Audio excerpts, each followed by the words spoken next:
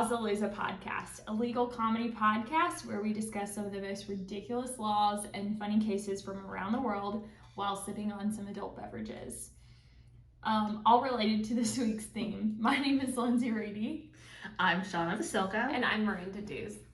And we are three North Carolina attorneys bringing you a unique twist on legal cases, but nothing in this podcast should be construed as legal advice. Don't forget to like and subscribe to us on Spotify, Apple Podcasts, Google Podcasts, Anchor, and YouTube. You can also follow us on Facebook, Instagram, and TikTok at Lawsalooza Podcast.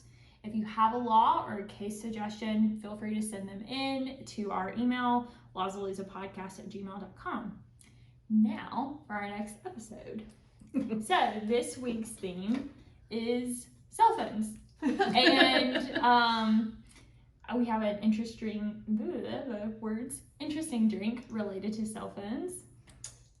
The law we're going to talk about is not exactly a law, it's the lack thereof. Oh. And the case involves texting on cell phones. Oh. Okay, very interesting. So, our drink for this week, it is called the Golden Phone. Now, I cannot tell you whether it's called the Golden Phone because it is yellow in color or because the ingredients totaled a very pricey amount. Oh, Lord. Either way, we'll figure out how to use those in future drinks. They will get used. But there is tequila in there, yellow chartreuse, Lillet Blanc, creme de coco, and orange bitters in there. I think I pronounced everything correctly, but I don't know, but I'm scared of this. It smells just like straight alcohol. Smells like a college Saturday I've night. never heard of this. Yellow chartreuse? Yeah. I actually don't know what it is. I don't know that I've ever had it in anything. It's not wine, it's some sort of liquor. Oh. Wonderful. Mm-hmm. All right, well. It's like an adult Kool-Aid. Cheers. Cheers. Oh, God. Whoa, that was like a shot. I do not like this. Whoa. Whoa. Cheese puffs from episode 1. That is, My lips burn. I think I didn't even take a whole sip, like it touched my lip. I'm not even sure I swallowed any. Count yourself lucky. This is not one that you have this as a drink and then drive home, so I'll be setting this down. yeah, that's more like you need smaller amount and just a shot. I wouldn't even take a shot of that. I feel like you take a shot and then you're just It on the burns. floor. Yeah, my lip burns. Right. Okay. I thought I would taste more of the cocoa because I smelled more of the cocoa. Next time, let's put more of the cocoa She said, in there. We'll just do the cocoa and the orange. Do you think that would taste okay? I don't even know what I'm tasting at this point. It just felt like, I don't have words. Okay. Well, that was fun. I guess we should move on to the law. Yeah, probably. Are you still drinking it? I put a little bit in my mouth and tried to get the flavors. And what is the flavor? Liquor. It tastes I like didn't get. nail polish remover. Yeah, almost. It honestly kind of smells like nail polish remover. I don't want to smell it. All right. Well, I'm just gonna don't make Golden Phone unless you are brave and just don't want to remember anything for that day. Yeah. So Well, nice try, Lindsey. Thanks. it was a nice wrapper. I should have just stuck to a bottle of wine like I've been doing the last couple weeks. But I was like, found a good cocktail recipe. I'm gonna redeem myself. I would say the last two recipes have not been good.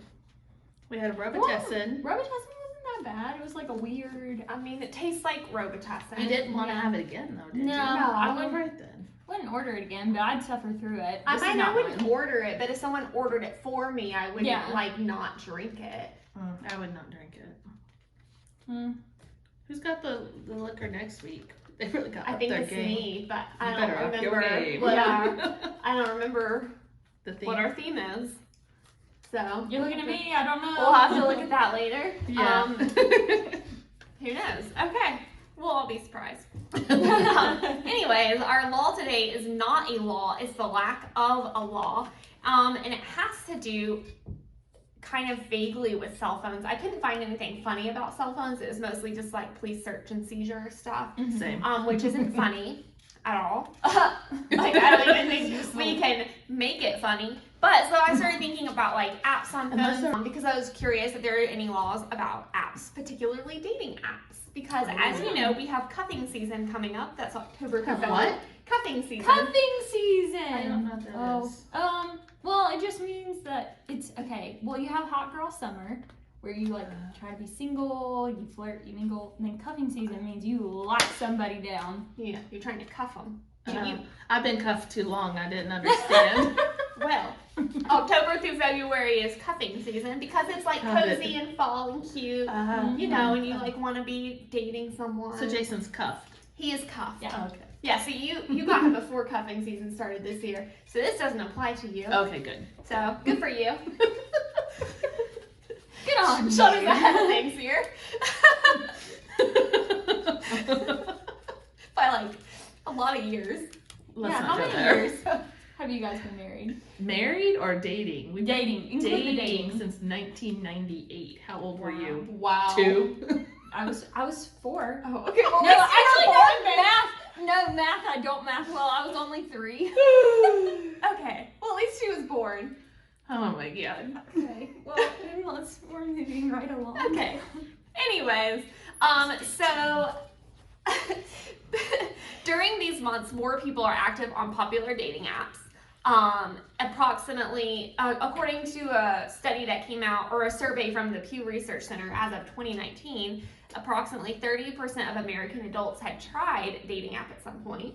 And there's over 5,000 sites worldwide with 2,500 operating in the U.S., which seems like 2,500? yeah, it's a lot because it's not just your standard like Tinder, Hinge, Bumble, Match, whatever. That's all They got all those. Farmers Only. They have that like really specific niche things like Farmers Only, or I don't even know whatever else. Did not look into what those 2,500 apps were. Probably I bet a they good get idea. Really You'd start getting some specific. weird ads on your phone. Yeah. I'm not trying to do that. Probably Van would have some questions. You're like, Absolutely. what this? So, anyways, not trying to get in trouble at home. So, in 2019, the Knot.com reported that this is actually the most popular way now to meet your spouse, was on a dating app. Interesting. I would not even know how. That's good for you that you did not have that experience, because I will tell you, it's not a fun one. It's not. Yeah. Yeah, but yeah. A lot of weird things out there. We could do a whole episode on that. We That could, would. and that might be a good idea for like Valentine's theme or something. I like it. Anyways, Okay. millennials especially were estimated to spend approximately 10 hours or more every single week scrolling through dating apps. So I don't know if that includes like time messaging people or whatever, if it's just literally like swiping again That's and again. That's a lot lot. of That time. is a lot. Yes. I have swiped for someone before. That was kind of fun. I've swiped before. It was there's a lot of guys with fish pictures. You know, like the men. Yeah, holding a lot fish of that, pictures. and then you swipe through, and you're like, surely something better is coming, and then you realize you've hit the end, and you're like, Yeah. oh, And Okay. that's disappointing. yeah. I guess I'm deleting this. So, anyways, since the pandemic started, there's a 15% increase in new subscribers, and this is according to the Match Group, which owns most of the popular dating apps and sites out there. However, what a lot of people don't know, or maybe don't really care about, is that these apps are actually collecting your personal data that can be tracked back to you. And so your name, photo, email, age, and phone number. So some of this, like your name and photo and age, is probably stuff you're sharing on the app, but your phone number and email aren't. You have to use it to sign up. But it's not but anyways, this data can be hacked. So someone, you know, could find your email or your phone number that you didn't Oh wow. give it. Also, they found that your precise geolocation and your swipe history is some of the data that's stored on there. But doesn't Tinder have like where you can look in the area you're at? Yeah, it does. So a lot of them too are organized by city, and you can search like 10 miles from, you know, wherever you're at, or 50 miles or whatever. But your precise geolocation is like the exact point where your phone is pinging from. Oh. Well, So that's concerning. pretty scary because Yeah. now instead of, someone you're chatting with knowing that you're in Raleigh, for example, which is a fairly large-ish city, they will know like, oh, you're at the specific location right now. Like your house. Like your house. Yeah. So that's Yeah. kind of creepy. my gosh. And Creepy. so there was a huge issue that came out recently with the dating app Grindr, which if people aren't familiar, it's mostly for like LGBTQ plus community. So they even share HIV status and your most recent test date. Seems like a HIPAA violation. You have to put that information in on that app? I think it's optional. Wow. But anyways, more on that in a minute. These studies found that people aged 18 to 29, 48% of people in that age group use dating apps. And the LGBTQ plus community, 55% of that group, I guess as a whole, over all ages, use dating apps. So obviously this is important because these particular groups of people would bear disproportionate effects of data breach. Jeez. So the results of that is like if people can find out your address and all that, it results in doxing, stalking, ID theft, revenge porn, etc. So a lot of, I'm really kind of surprised that like 18-year-olds use it. You would think that I don't know. I think You're in of college. I feel yeah. like a lot of people Yeah, use it. probably. in college. I think like Your first year? I'm Well, old again, but you would just have face-to-face interaction. but people I don't think want face-to-face because it's like more people now prefer texting to calling, which I'm one of them. yeah. Same. And it's just a way you can be at home in your PJs at like midnight and like swiping through the apps and connect with someone and start a conversation. You don't have to make any effort to like go to a location and like, deal with people at a bar or people at an event that Thanks are for making me more concerned about my college-age daughter. sorry. Yeah. Anyways, just tell her not to get a dating app. But so, Bring it up.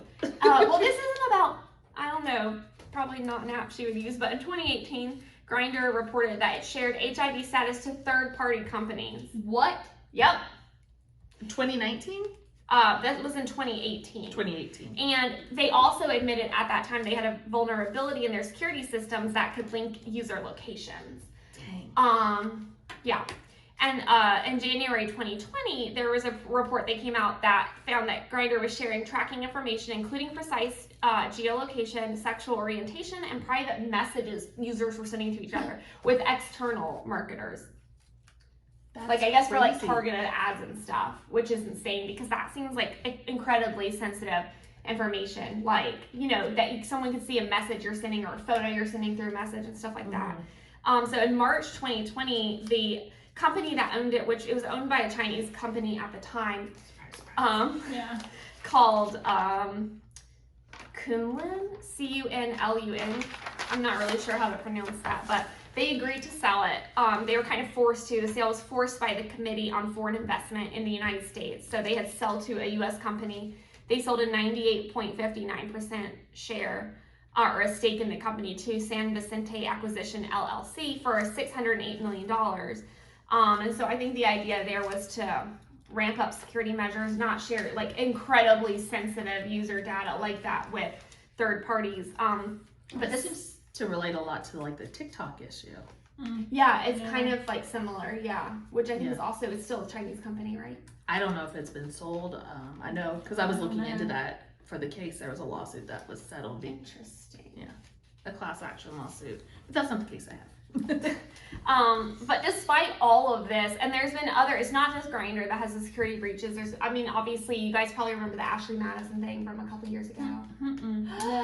Oh my God. Okay, so Ashley Madison, don't use it, people. It's an affair website. So men I did were making accounts to find affair partners. So it's like 4 married men looking for like single young females. And so they had a huge data breach where, which I like to think was probably like an angry wife, because all the users, like a huge list of names was leaked. Like I do remember all these that people now. have active profiles on the sites, and like I think messages and stuff were leaked too. And Family law would have been lucrative. honestly, that would be the Trinity in family law. But like also like low key, like I feel like that's kind of what you get. Like just don't cheat on your spouse. Yeah, it's really not that hard, guys. Yeah. It's really not that hard. Like if you're not Divorce happy, is easy. yeah, if you're not happy with your spouse, talk to them about it.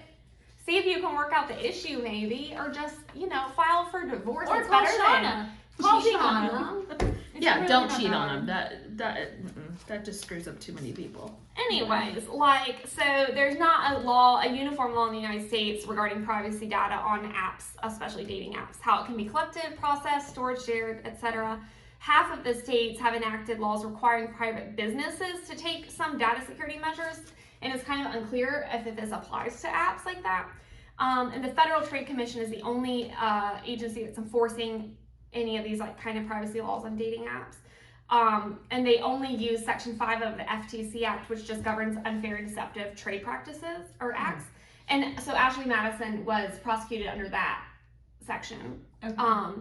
And they focus, so the FTC, their whole thing is transparency, which has resulted in a notice and choice policy. And so, when you get the app and it's hey, it has this whole disclaimer about that nobody reads, and you just go to the bottom because you're trying to get off that screen and click I agree. That's their kind of notice and choice thing. But a lot of them too, they're hey, don't you want to share your stuff with third parties? And they try to make it look cutesy and fun so that you'll get better matches or whatever. I don't know. But anyways, so people would just click Yep. Well, and because to make a profile, you have to click I agree. So to use the app, you have to agree to their third party policy. And the Supreme Court has held this using the third-party doctrine, which is an individual doesn't have a reasonable expectation of privacy in data they choose to share with others. So data on dating apps, when you click the I agree, you choose to share, and then they're well, didn't have privacy. But if you can't use the app unless you agree to share, yeah. So anyways, the rise of technology, especially cell phones, increases the scope and possibility of surveillance. Everybody pretty much knows this. The government is probably listening on your phone. We know that. Google's listening because you talk about something and the next day an ad pops up hey, don't you want to buy broccoli now because you were talking about it yesterday? Broccoli. I don't know. Broccoli. I'm trying to talk about wholesome things so that Google will give me wholesome, oh, guess what? Broccoli's on sale. Here's Teeter. And be thanks, Google. I wanted to know that. Instead of what you talk about in my office. Well, right now we're talking about dating apps, and I'm just trying not to get oh, hey, are you unsatisfied with your current husband? Would you like to find a new one? Why didn't you tell me? Like to find a new one? Why didn't you tell me to leave my phone outside? I'm sorry. I should have had a disclaimer. Leave your phones outside. Unless you're listening to us on an app. Then it just is what it is. It just is what it is. So if you get targeted ads for dating apps after listening to this episode, I apologize. It is not my fault. Notice and choice, blah, blah, blah. You agreed to this or something. Just let your significant other listen to this episode and they will know. Yes, exactly. Yes, share us. Yeah. Yes, but listen to it separately so we get two different views. Makes good sense to me. Sounds good. So yeah, this was just a ploy to get more listeners. Yeah, pretty much. That's all it was. Well, I did struggle with trying to find a case that was funny. There's multiple cell phone cases out there. So in researching, I found the typical Supreme Court cases declaring that police can't search your phone without a warrant, and also the case involving the cheerleader and her Snapchat rant about her school. You guys hear about that one? No. It was something where they decided that students had a freedom of expression. They could express their opinions about their school. Was this the cheerleader that was bullying a girl? I didn't look into it that much. Okay. But it went all the way up to either one of those. Yeah. But none of those were really funny. So Yeah. I was gotta find the one that sparks that comical note that we need. And I finally found the case after digging a bit deeper. So I'm gonna set the scene for you. Ready? Oh boy. Imagine you're on a first date. Okay. A typical first date where you see the newest released popular movie. You settle in with a tub of freshly popped buttered popcorn and that large soda that cost you $30. That is The how much it previews begin to play, and suddenly a light next to you illuminates the face of your date. Oh no. She just received a text message. And How she's dare texting you text back. during a movie? Was this a dating app date? Look at that. Oh, The texting They come full circle. The texting continues. So and continues. Who's texting, the man or the woman? The woman. She's texting someone during a movie on a Yes. date? Okay, Yes. that's rude, guys. Foul play. Super rude. Don't do that. Continues and continues. Did he say anything? Let's smack you. In May of 2017, this exact scenario played out for Brandon Vesmar when he took his date, Crystal Cruz, to see the newly released Guardians of the Galaxy Volume 2 in Austin, Texas. Oh, Which is a good movie. Yeah. Don't text during that. Yeah. Vesmar, who at the time was 37, took Cruz, at the time 35, to see the movie after meeting on the dating app Bumble. Oh, it was a dating app date. Vesmar later claimed that Cruz took her phone out 10 to 20 times in a 15-minute period, receiving and sending text messages. Was she texting other guys on Bumble? No. Oh man. He said this was in violation of the movie theater policy on cell phone usage. You know, Well, the yeah, little it is. dancing They cell have phone those, comes yeah. up, and I like turn your shit off so Yeah. we can watch the movie in peace. Well, Vesmar later remarked that this was a pet peeve of his. I feel like it's a pet peeve of everyone, Yeah. right? Anyone with common decency, yes. Yeah. And he asked his date to step outside of the theater if she was going to continue her texting. I feel like that's fair. Yeah. Yeah. Vesmar reported that Cruz did in fact step outside of the theater and got in her car and left. Wow. She literally drove away and left him stranded at the theater. She drove them there? Yeah. Oh no. So after the date, Vesmar contacted Cruz and asked her to pay him back for the cost of the 3D movie ticket. She declined. He later filed a complaint in small claims court suing her for the cost of the movie ticket So like $15. and claiming her texting adversely affected his movie-going experience.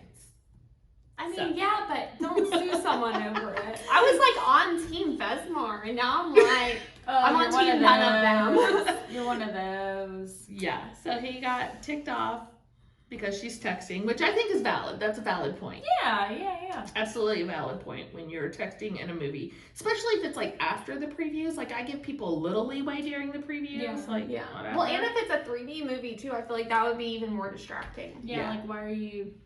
Yeah, that makes sense. Yeah. Like you gotta take your glasses off Yeah. and to text. Yeah. You can't see the damn thing. Going as far as asking for his money back, because he had to literally message her on the app Oh no. to ask for the money back.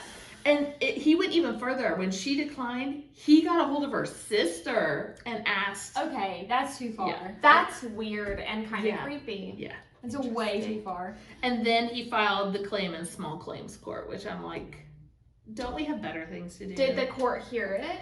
Well, Cruz responded by stating that a friend needed her and was making sure she was safe during this first date. She could have just told him that. Yeah, well, I guess she got pissed off because he confronted her. I don't know. But that would just be like one message. I mean, yeah, check in on your friends, girls, on their first date, but then just send back like, yeah, everything's okay. Yeah. Yeah. Thanks for checking. We're at a movie. You know. Yeah, not 10 to 20 times. Yeah, That's ridiculous. A little excessive. It's so rude too. But filing the claim in small claims court, like, don't we have better things Well, to do? that's something, but I feel like it went even like further when you start contacting family members, like looking them up, like going out of your way to do that. Yeah. Yeah. Mm, Do you not have to pay to file something in small claims? You do. Because the filing fee, I think, is It's more than. one- It's. I thought it was relatively. I don't know. I don't deal with small claims because I'm I'm like, not gonna say it because I don't recall. Well, but I feel like thought it's it was- more than what he would have received. Mhm. Man, unless he could get his Court attorney's costs fees back. and court costs back. Well, Cruz eventually decided that she would just reimburse Vesmar the cost of the ticket, which was $17.31. Good gosh. And Vesmar decided that he would withdraw his small claim. What state was this in? Texas. Oh, okay. So that was the comical case I had for you. But I do have a question for you guys. Okay. So I want to know what some of your pet peeves are. And if you can think of those pet peeves, is there any level that they would reach that you would actually file a case in court against someone over them? No, I mean, I have pet peeves, but I would not file No. An action in court over it. I don't know why I'm so bothered about him reaching out to her sister. That feels more intrusive to me than like. She did say that they had considered filing like a protective action because he had gone so far to like. How did he find the sister's contact? It didn't give that information. Yeah. But he found her phone number or like her Facebook? I don't know how he met. I don't know if he would text her or just like found her on like social media platform and messaged her that way. It's like their first date, so it's not like you would have a whole ton of biographical info on someone. Oh, I'd lose my crap if someone reached out to one of my sisters. Game on. Like, I will make their life miserable. Yeah, that is not okay. Like, I get being mad your date is using their, I mean, first of all, your date's using their cell phone, like, it pretty excessively sounds like on your first date, which, like, you should be, like, trying to get, like, engaged in getting to know someone. Or but just it's also during a movie, so, like, you know, maybe don't be doing that. And I would have been like, no more dates with that person. And at the end of the night, I would just been like, well, that was nice, whatever. Not really nice, but you just be polite and then leave and don't talk to that person again. Yeah. Also, who hyped this man up to be like, file a small claims action? Like, you know, he had to have talked to people. I mean, I would just tell my friends, like, just maybe don't do that. Maybe just cut your losses. You learn something and don't. I don't know. Maybe he wanted his 15 minutes of fame because I found a story about it in Maxim magazine. Oh, dang. Or online. I don't know if we make a magazine anymore. But anyways, it was online. And I think it was like CNN.com. Like, oh, so he had 15 minutes of fame. Ulterior motive for that. But is that what you want to be famous for? Yeah. For filing a frivolous action against your date? Like, if I was single, I'd be like, not interested. Well, because you meet somebody, like, especially in a dating him or her. You don't know them. Yeah. Do you not, I mean, like, you Google your person, make sure you're not, like, a serial killer, like a, and that's like what on a sex offender registry or something, and that's what you'd find. I'd be like, oh, I don't know, red flag, maybe a lot of them. Yeah, because I first heard about this case on just, like, it was, like, a snippet on a YouTube channel, and I'll link it. And I was like, well, let me see if there's more. And he has a very unique name, so I just typed in dating small claims suit. Oh, wow. And there's probably more, though. Like, dates that just don't go well, and they're like, well, now you're going to pay me for whatever I bought for you. That's so stupid. That is stupid. Yeah, she, in a lot of the articles, it was like they didn't name her because she didn't want to be named, but then she was named, obviously, in the suit, so they found out who she was. Yeah, but she's like, this is just so stupid. But do you have any pet peeves? Oh, yeah. My biggest pet peeve is people chewing with their mouth open. Oh, you and Jason are twinsies. It drives me nuts. Yeah. Nuts. It's the chewing sound. It is. Oh my gosh, my dad, if you're listening, just remember, he knows this made me so mad growing up, but he would take us to school and he would purposely bring an apple in the car because I hated the sound of him eating an apple right there in my ear. So I'm sure apple a day keeps the doctor away. No, it doesn't. No, it doesn't. And I'm pretty sure, if I'm remembering correctly, he would always do it the day after we had an argument of just like a little jab. Oh, that's funny. I have to give it to him. It was creative, and I respect it. But but yeah, so that's my pet peeve. You got a big pet peeve? I mean, I probably have a lot of them. Like, chewing sounds is one. I do not like that. Yeah. Jason hates it when I chew gum in the car because he's like, you sound like a cow. And I'm like, that's rude. That's rude. Yeah, but also I really hate, that's why I don't chew gum too. Because I just don't like the sound of that. No, not a fan. Yeah. So, I probably have more I just can't think of. I know, like thinking on the spot. It's kind of when it's happening, you're like, yep, that's annoying. Please stop it. Oh, people being rude to waitresses and waiters. Yeah. Oh, there's nothing that flies all over me snapping their fingers. Yes. Oh. One of my friends went on a date with some dude that I don't know if they met in a dating app or not. I don't remember. But yeah, she said on the date, he refused to call, be polite to the waitstaff, to get someone's attention. You just put his hand out and snap. No. And she texted me. She went to the bathroom to text me, and she's like, "Should I just leave?" See, and I was she like, walked away to text. I was girl. yeah, I think honestly it's valid if you just leave at this point because that is so rude. She's like, I mean, he was nice to her, but rude to everybody else, and I was like, that is a huge red flag. Yeah. Yeah. Mm-mm. Yeah, Can't that's be snapping one. at people. No. Who do you think you are, first off? Yeah. You're not No. calling a dog or reprimanding a dog. Right. Like, Snap at my dogs. No. Oh, I snap at our puppy. Wow. She's cray. But that's fine. But no, it bothers me so bad. Yeah, that's a good one. Hmm. Well, that's all I have for you guys this week. So, All right. like and follow us on, all those things we say every time. TikTok, Facebook, Instagram.